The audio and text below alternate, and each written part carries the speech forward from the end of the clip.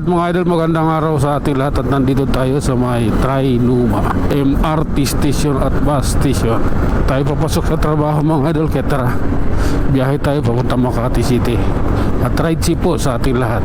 Doble ingat po tayo ha. Okay? Usapang matino yan. Doble ingat sa kalsada. Lalo na tayo mga riders. Sige, ganito po yun. Ito na tayo. Oh my God, hala ka. Ito na. Quezon Avenue flyover na tayo mga idol. Pasensya na. Kailangan kong ibirit kahit pa paano. Kutsa yung plaka nung isa laglag na eh. Wala man lang nagsabi sa kanya na yung plaka niya ay nalaglag na. Grabe na yan. Sige lang po, alalay lang tayo. Hindi rin ako makasigaw dahil katakip yung aking lens. Hindi rin naman ako maririnig nito eh. Kaya kailangan kong gumilid. Iano ko yung aking lens. Wait lang ha. Hahabulin ko yan. Kawawa yun. Yung kanyang plaka, mahal kumuha ng panibagong plaka. Kailangan ng maraming sa abogado. Kailangan mo na ng affidavit to blows. Okay? Sana yon. Sana maabutan ko pa. Okay? Sana. Oh my God. Walang nagsabi sa kanya, kawawa naman siya. Ang daming riders na kabuntot sa kanya eh. Pero wala man lang nagsabi na yung plaka niya na laglag na. Ito yun. Tingnan muna natin yung plaka kung original. Ito lang. Hindi ako naririnig. Hindi ako pinapansin. Pero yan mo na. Okay, tingnan mo yung plaka niya, nakatali na lang yun. Wait lang.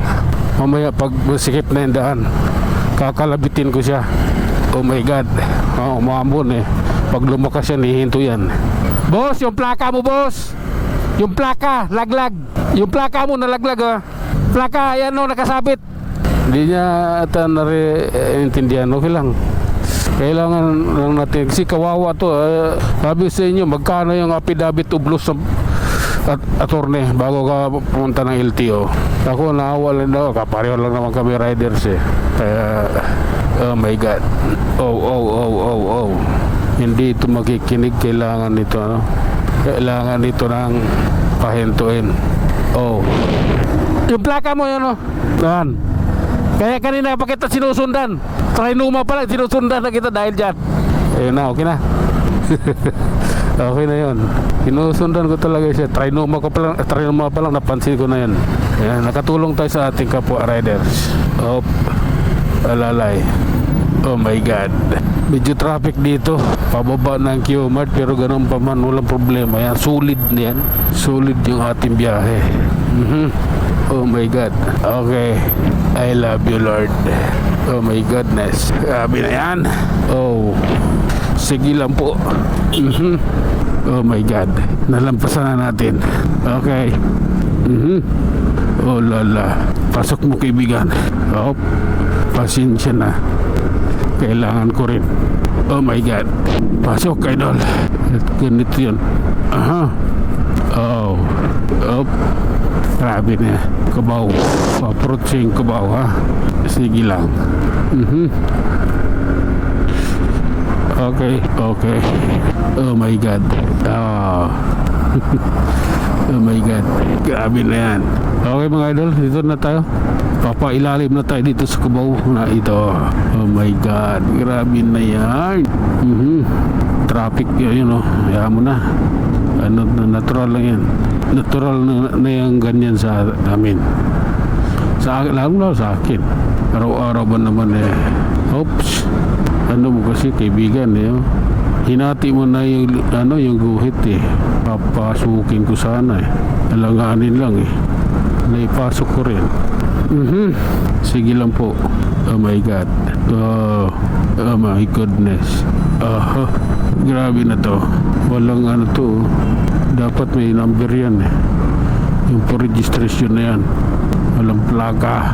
Tuloy-tuloy lang tayo mga idol at nandito pa rin tayo sa may Cubao ilalim. Nasasakupan pa rin tayo ditong ilalim Cubao. Dahil dyan dito, tuloy-tuloy tayo. Papunta tayo ng Main Avenue. Doon ang labasan dito. Doon kami makakawala sa pagkakulong namin ito. Oops. Okay. Aha. Oh my God. Okay. Love kita eh. Love ko rin to. Oh. Sige nga. Patunogin mo ngayon tambutso mo. Kaya mo lang pinalagay ang ganyan tambutso mo para lumakas yung tunog eh. Sige. Pangaw-ngawin mo yung tambutso mo. Okay, minabinyo na tayo mga idol. Ayan. Oops. Oh my God.